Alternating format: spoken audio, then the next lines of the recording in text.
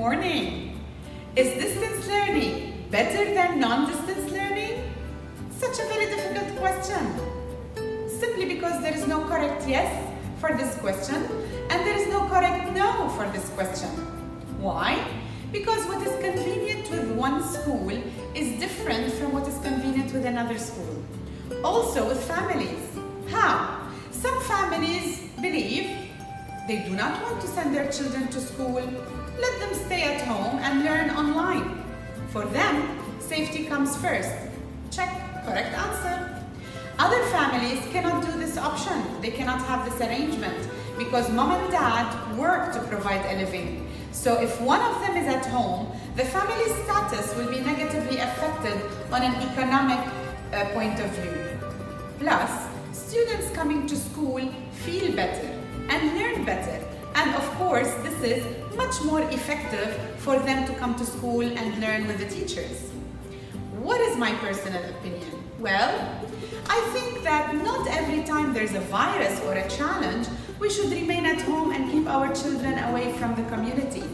We should overcome the hurdles, skip the obstacles, and overcome all the challenges. How? By turning them into opportunities and by teaching the children, the students coming to school, about how to stay safe and follow the precautions against the virus. Regardless of their age, children can understand. We just have to teach them, explain to them, and model it. So the decision of coming back to school is now a collective decision between the government, the schools, the parents, and the students. What does it depend on highly? This depends on the readiness of the schools and how they are preparing the precautions and the awareness of the community, whether it is with teachers, families, or students. What is most important on top of all is you. You, the families. Your role is very, very important at this point. Without you, Corona will not stop. Without you, the precautions and following them will be difficult. So, we want you to help us by preparing your children and teaching them about the precautions as they prepare themselves to enter the school. For teachers, God bless them. They are going to be working under a lot of pressure. What do they have to do? Of course, other than teaching and learning, they have to keep an eye on the children. Make sure all children in the classroom are at a safe distance. No overcrowdedness in the classes. Temperature checks all the time. Watching for coughs, flu, or any respiratory problem. Even if it is just a simple normal flu, they will have to do something about it in the classroom. Of course, the teachers also should focus on not allowing the children to borrow things from each other. No using their pencils from each other, not drinking water from each other's bottles, not sharing food, not sharing snacks. This is a very important thing. Also, the teacher has to make sure that any student with symptoms must stay away from the class or must stay in isolation or stay at home. And this is where the role of family is important. Another important thing is that the mask has to be on all the time, plus the awareness that we spread for teachers and students and parents plays a very important role. Now, we're going to talk about the mask. Why should we wear the mask? We as adults, teachers, students, or parents, we should be wearing the mask to protect each other, because if we do not maintain social distance, there is a problem or there is going to be a risk for the virus if it is there to spread.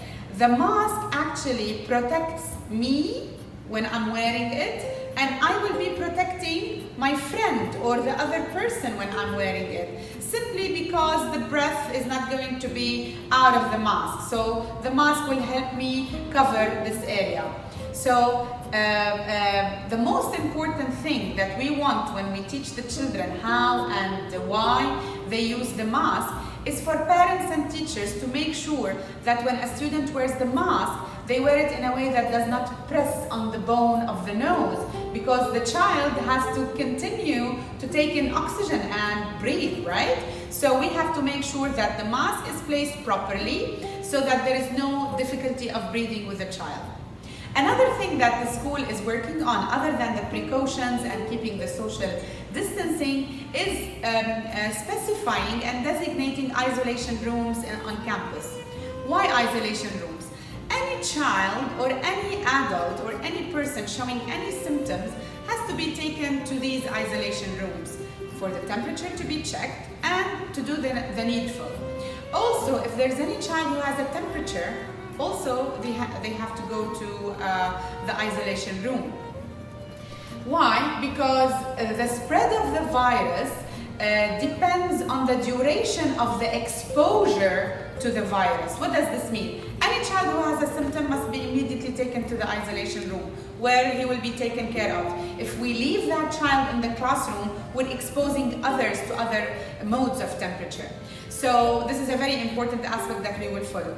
Another thing that we have to be very careful for is that when we are going to isolate a child, we have to stop or watch out for bullying. Some children might say, oh, you are going to the isolation room, oh, you have corona. No, this is what we are going to teach our children, and you will help us as well.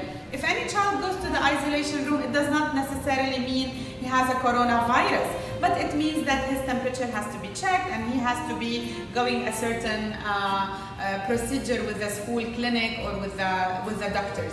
So here we have to be teaching our children empathy and sympathy rather than pointing at the child and say, oh, Abdullah went to the isolation room, so probably he has got the virus. No, we have to be better than that, and we have to show the empathy and the sympathy. Now we come to the very important part, which is outside the classroom. Outside the classroom, this mask has to be on at all times. Why? Because social distancing is very much under control inside the class. We have marks on the floor for the student's chair. We have marks on the floor for the student's desk. Also, outside the classes, we have certain areas and marks that will help children know where they have to be. However, the mask is very important when there is not enough social distancing. So it's a very mandatory part. No hugs, of course, no kisses, no activities that will engage children and let them come close to each other, because social distancing is a very important aspect. For all of this also, we would encourage all the parents to practice these guidelines at home as you prepare your children to come to school and learn with us. We're very happy to have them back, but we want you to help them and prepare them to meet with us, because we will be working with them on these precautions from the very beginning of the academic year.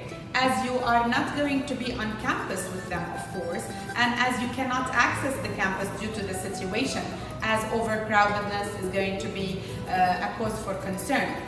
So at the end of this video, I just would like to wish you all the best of health, and that you stay safe at all times, and that you help us host and welcome back your children on our campus again within the precautions. I am fully confident that with your support and with you explaining these matters to your children, you'll be helping us welcome them back, and you will be help them be very safe at school.